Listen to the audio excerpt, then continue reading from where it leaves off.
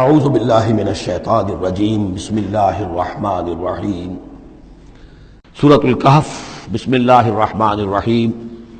الحمد للہ الذی انزل علی عبدہ الکتاب ولم یجعل لہ عوجا۔ یہ پوائنٹ میں نوٹ کرا چکا ہوں کہ آخری آیت کیا تھی؟ قل الحمد للہ، کہو کل حمد اللہ کے لیے ہے۔ یہ آخری آیت تھی سورہ بنی اسرائیل کی، اور سورہ کہف کی آیت شروع ہو رہی ہے الحمد للہ الذی، گویا کہ اس حکم کی تعمیل جو ہے اس سے آغاز ہو رہا ہے اس سورہ مبارکہ کا۔ اس کو میں نے کہا تھا یہ انٹر لاکڈ ہیں دونوں صورتیں جو ہیں۔ جیسے آتا ہے تورات میں کہ حضرت یعقوب اپنے بھائی عیسو کی ایڑیاں پکڑے ہوئے تولد ہوئے، یہ جڑواں پیدا ہوئے تو دو بھائی عیسو اور یعقوب۔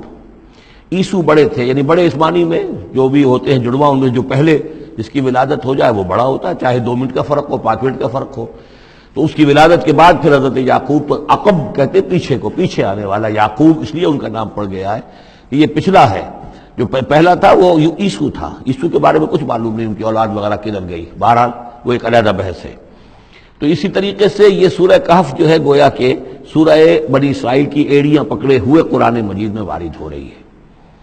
اس میں آپ دیکھیے الحمدللہ الذی انزل علی عبدہ، وہی اللہ تعالیٰ نے اللہ کے اپنے رسول کی جو نسبت ہے اس کو عبد کے نمایاں کیا ہے۔ کتاب نازل کی ولم یجعل لہ عوجا، اور اس میں کوئی کجی نہیں رکھی، قیما سیدھی ٹھیک ٹھیک روشن مبین،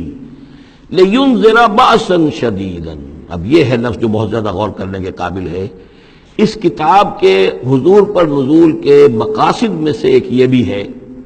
خبردار کر دیں ایک بہت بڑی آفت سے۔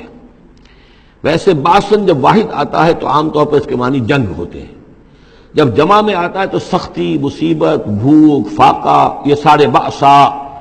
آیت البر میں بھی ہم نے پڑھا والصابرین فی البأساء والضراء وحین البأس۔ بأسا جب جمع میں آیا ہے تو فقر و فاقہ، تکلیف، مصیبت، اور حین الباس جنگ کے وقت۔ تو ان دونوں کو ذہن میں رکھیے، بہت بڑی آفت، بہت بڑی آفت، بہت بڑی آفت۔ ایک تو ہے دجالی فتنے کی، دجال المسیح الدجال جو آنے والا ہے، جس کے بارے میں حدیث میں آتا ہے کہ کوئی نبی اور رسول ایسا نہیں گزرا جس نے اپنی قوم کو دجال کے فتنے سے آگاہ نہ کیا، اور پوری انسانی تاریخ میں دجال کے فتنے سے بڑا کوئی فتنہ نہیں ہوگا، اور وہ ہر بندہ مومن کے امتحان کے لیے کڑا ترین جو ہے مرحلہ آ جائے گا، سخت ترین امتحان اس کا لیا جائے گا۔ تو یہ جو سختی ہے اس کی خبر دیتے ہوئے یہ سورہ مبارکہ نازل ہو رہی ہے۔ اور خاص طور پر اسے باسن اگر جنگ کے معنی میں لیں تو الملحمتہ العظمی، کتاب الملاحم، جو کہ آپ دیکھیں گے احادیث کی کتابوں میں پورا باب ہے کتاب الملاحم، اور اس کا تعلق بھی دجال کے ساتھ ہے، کیونکہ پھر دجال ہی کو قتل کریں گے حضرت مسیح علیہ السلام نازل ہو کر۔ تو یہ سارا مسئلہ جو ہے اس کی خبر دینے کے لیے قیما لینذر بأسا شدیدا من لدنہ، گویا کہ یہ جو احادیث کی کتابوں میں آپ کو حدیث کے ابواب ملتے ہیں، چاہے وہ کتاب الفتن ہو اور چاہے وہ کتاب جو ہے آثار قیامہ ہے، اس طرح کے جتنے بھی ہیں، اور کتاب الملاحم ہے، یہ گویا کہ اس کی شرح ہے لینذر بأسا شدیدا من لدنہ، اور یہ ہوگا بھی خاص اللہ کی طرف سے۔ یہ آزمائش بھی، یہ دجال کا فتنہ بھی، یہ بہت بڑی جنگ بھی، جس کو آرمگڈون کہتے ہیں، کرسچین جو ٹریڈیشن ہے اس میں اس کے لیے لفظ ہے آرمگڈون، ایک بہت بڑی جنگ ہوگی۔ ڈکشنری میں بھی آپ دیکھیں گے کہ خیر اور شر کی قوتوں کے درمیان اس دنیا کے خاتمے سے پہلے ایک بہت بڑی جنگ ہونی ہے جس کا نام یہ آرمگڈون ہے۔ لینذر بأسا شدیدا من لدنہ ویبشر المؤمنین الذین یعملون الصالحات، اور تاکہ بشارت دے وہ ان اہل ایمان کو جو نیک عمل کرتے ہوں، ان لہم اجرا حسنا، کہ ان کے لیے ہوگا بہت اچھا بدلہ، ماکثین فیہ ابدا، اور وہ اس میں رہیں گے ہمیشہ ہمیشہ۔ یہ جو دجالی فتنہ ہے اس کے ساتھ ایک خاص مناسبت ہے سورہ مبارکہ کی۔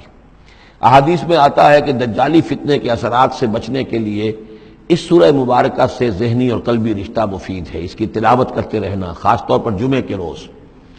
پوری سورہ کہف، ورنہ یہ کہ کم سے کم اس کی ابتدائی اور آخری آیات ان کی بڑی اہمیت ہے۔ دجالی فتنہ اصل میں کیا ہے سمجھ لیجئے کہ ایک تو ہے دجالی فتنہ بالعموم، دجل کہتے ہیں فریب کو،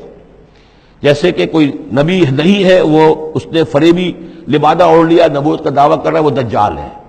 تو اس طرح کے تو حضور نے فرمایا ہے کہ 30 دجال پیدا ہوں گے، انہی میں سے ایک ہمارے زمانے کے اندر جو ہے یہ غلام احمد قادیانی بھی تھا، وہ دجال تھا جس نے کہ اعلان کیا کہ میں نبی ہوں جبکہ وہ نبی نہیں تھا۔ تو فریبی بنا ہوا جس نے کہ ملمہ اپنے اوپر چڑھایا ہوا ہے۔ اسی طریقے سے دجالی فتنہ یہ جو ہے اس پوری دنیا میں اس وقت جو فتنہ ہے وہ یہ ہے کہ مادہ پرستی کا اتنا غلبہ ہو چکا ہے ذہنوں کے اوپر، افکار کے اوپر، لوگوں کے نظریات کے اوپر، لوگوں کے اخلاق کے اوپر، لوگوں کے اقدار جو ہیں، ویلیوز جو ہیں اس کے اوپر، کہ وہ آخرت کو بالکل بھول گئے، اللہ کو بھول گئے، اسباب کے اندر گم ہے، مسبب الاسباب سے ذہول ہو گیا، دنیا ہی دنیا ہے، آخرت کو بھولے ہوئے ہیں، مادہ ہی مادہ ہے، روح سے کوئی سروکار ہی نہیں۔ یہ ہے بالعموم جس کا نام دجالی فتنہ ہے، کہ حقیقت کے اوپر پردہ پڑا ہوا ہے، آخرت پر دنیا کا پردہ پڑا ہوا ہے۔ یہ دنیا جو ہے در حقیقت کیا ہے؟ وَمَا الْحَيَاةُ الدُّنْيَا إِلَّا مَتَاعُ الْغُرُورِ، یہ دھوکے کا سامان ہے۔ اصل زندگی کو اس نے ڈھانپا ہوا ہے، ہم نے یہ سمجھ لیا کہ زندگی یہی ہے، اسی کے لیے بھاگ دوڑ، محنت، صبح و شام، اسی کے مستقبل کی فکر ہے، لیکن اصل زندگی اس کی کوئی فکر ہی نہیں ہے۔ باقی ایک دجال جو ہے جو آئے گا، وہ معاملہ احادیث کے اندر بھی بڑی طوالت کے ساتھ ہے، اور اس میں کافی پیچیدگیاں بھی ہیں، بعض چیزیں جو ہیں ایک دوسرے سے کچھ مختلف بھی ہیں، اس میں پھر اہل علم کو بہرحال مطابقت پیدا کرنی پڑتی ہے۔ میں نے جہاں تک اپنی کوشش کی ایک رائے تک میں پہنچا ہوں، لیکن ابھی میں اسے بیان نہیں کر رہا ہوں۔ بہرحال دجالی فتنے کی خبریں موجود ہیں بہت شدت کے ساتھ، اور اس صورت کا پڑھنا جو ہے اس میں بہت مفید ہے۔ اس صورت کے مضامین کا دجالی فتنہ بالعموم سے کیا تعلق ہے وہ تو اس ہم دورہ ترجمہ دوران کے اس کے دوران بھی آپ کو معلوم ہو جائے گا، لیکن اس کے جو خاص بڑے مباحث ہیں، خاص طور پر یہ کہ ایک ہمارے بہت بڑے عالم گزرے ہندوستان میں اس صدی کے آغاز میں، مولانا مناظر حسن گیلانی، انہوں نے اس میں باقاعدہ کتاب لکھی ہے، آپ کو مل جائے گی بازار میں بھی، اصحاب کہف کے جو کا معاملہ سورہ کہف کے مباحث ہیں ان کے۔ میں نے اس کو اپنی ایک تقریر کے اندر کسی خطاب جمعہ میں سورہ کہف کے مضامین کا خلاصہ بیان کیا تھا، جس کا عنوان ہے دنیا کی حقیقت۔ ظاہر بات ہے تفاصیل زیادہ جو ہیں وہ میرے لیے ممکن نہیں ہے کہ اس دورہ ترجمہ کے دوران بیان کر سکوں۔ وَيُنذِرَ الَّذِينَ قَالُوا اتَّخَذَ اللَّهُ وَلَدًا، اور خبردار کر دے ان لوگوں کو جنہوں نے کہا کہ اللہ نے بیٹا بنایا۔ یہ ساری دجالیت جو ہے اس کی جڑ کیا ہے؟ مسیحیت، جو موجودہ مسیحیت ہے، جو حقیقت میں مسیحیت نہیں ہے، پولزم ہے،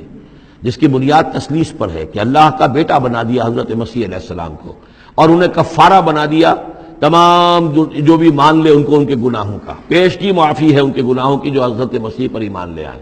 اور نمبر 3 شریعت ساقط کر دی، اور نمبر 4 سارا اختیار جو ہے وہ پوپ کے ہاتھ میں دے دیا گیا کہ تم جو چاہو جس چیز کو چاہو حلال کرو، جس چیز کو چاہو حرام کر دو۔ ان چیزوں نے مل کر نفس مذہب کو اس قدر قابل نفرت شے بنا دیا کہ یورپ کے عوام کے اندر مذہب کے خلاف شدید نفرت پیدا ہو گئی۔ چنانچہ اس کے بعد جب مسلمانوں کے زیر اثر وہاں پر علم پھیلا ہے، ہسپانیہ کی یونیورسٹیوں سے علوم اور فنون جو ہیں یہ فرانس اور اٹلی اور جرمنی کے نوجوان آتے تھے، اور وہاں آ کر وہ قرطبہ